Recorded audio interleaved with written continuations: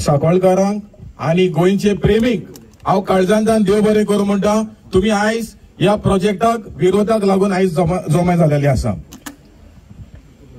2002 जेन्ना गांवचे लोक मुरमुगांव प्लॅनिंग ऑथॉरिटी ओपोज केल्लो तेन्नाचो आमदार बाब मदानी सल्दाना लोकां भायर रावन ही पीडीए मुरमुगांवची काडलेली आणि आयज 2016 जेन्ना ही पीडीए परत मुरमुगांव तालुक्यात येयली तेन्नाच्यान आयज हे मेगा प्रोजेक्ट सांगोळ येयलेले आसा.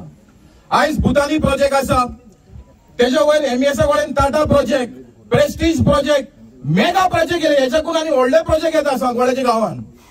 सो आमी गांवचे लोक डिमांड करता की Mormugao planning authority development authority ही काडची म्हणून आमी विनंती करता गोंयच्या सरकाराक आणि आमच्या एमएलएक.